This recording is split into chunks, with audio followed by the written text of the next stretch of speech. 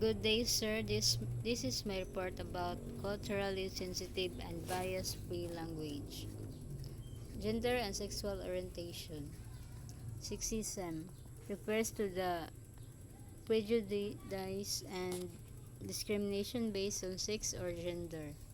To be exclusive of all people and general references, one should favor gender neutral words and phrases over gender biased words.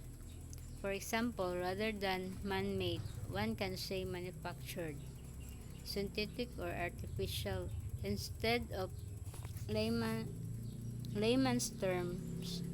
One can use ordinary terms. Neutral words should also be chosen over words with man and woman in job titles or descriptions. For, for example, it is more appropriate to use chairperson in place or chairman, flight attendant in place of stewardess, and labor in place of manpower. One should also avoid excess terms like woman, lawyer, and male nurse, and simply use lawyer and nurse. Pronouns may also be gender biased. For example, when the masculine he pronoun is used as generic one for both genders. Gender biased pronouns can be avoided by a dropping the pronouns that signify gender and restating the sentence. B. Changing to plural construction. And C. Replacing masculine or feminine pronouns with one or you. Example of alternative gender neutral construction are provided here. Gender by example, each student should submit his term paper by Monday. Restatement, each student should submit a term paper by Monday. Plural construction, students should submit their terms paper by Monday. Use of you should hand in your term paper by Monday. Social class,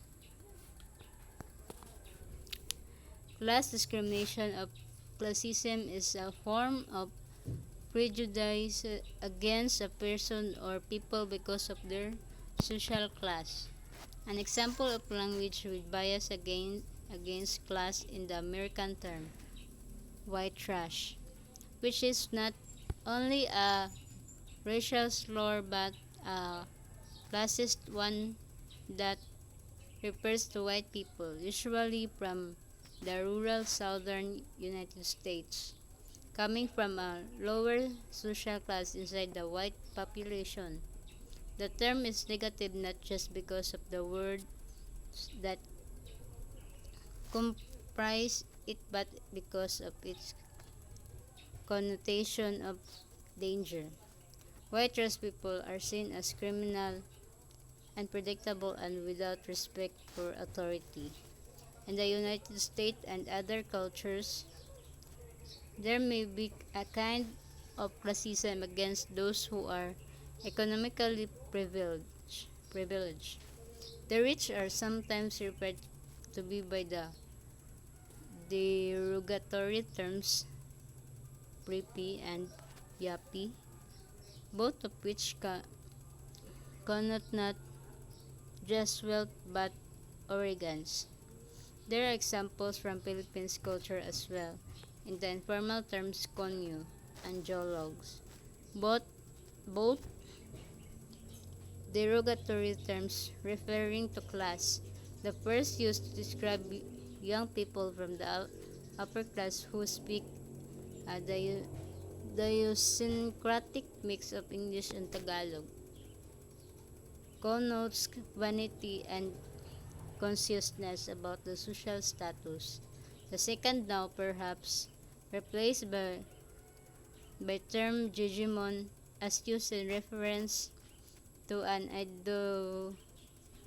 idiosyncratic spelling or writing style. Is used to describe person who look poor, and out of style. Age. Ageism is a form of discrimination against other people because of their age, or assuming that older people are less physically, intellectually, or emotionally able than other age group. The capabilities of younger people should always not be underestimated on the basis of their age. Again, it is important to refer to a person's age only when the information is pertinent to what is being discussed. When referring to a generic group, one should always ask their subject what wordings they prepare. Do they wish to be called older person or senior citizen? Do they prefer the label youths, teenager, or young people? Disabilities. Discrimination of this area often arises because of lack of understanding and awareness. Therefore, first, it is important to distinguish some terms that are mistaken understood to be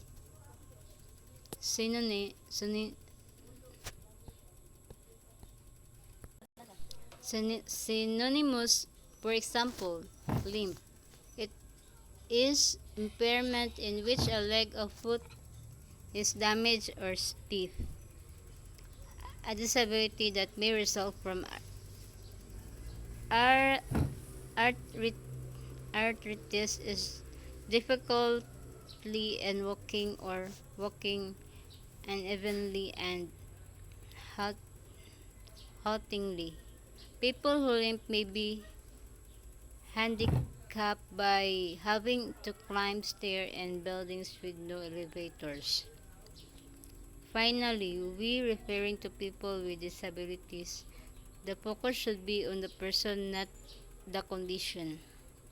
Arin to 2009.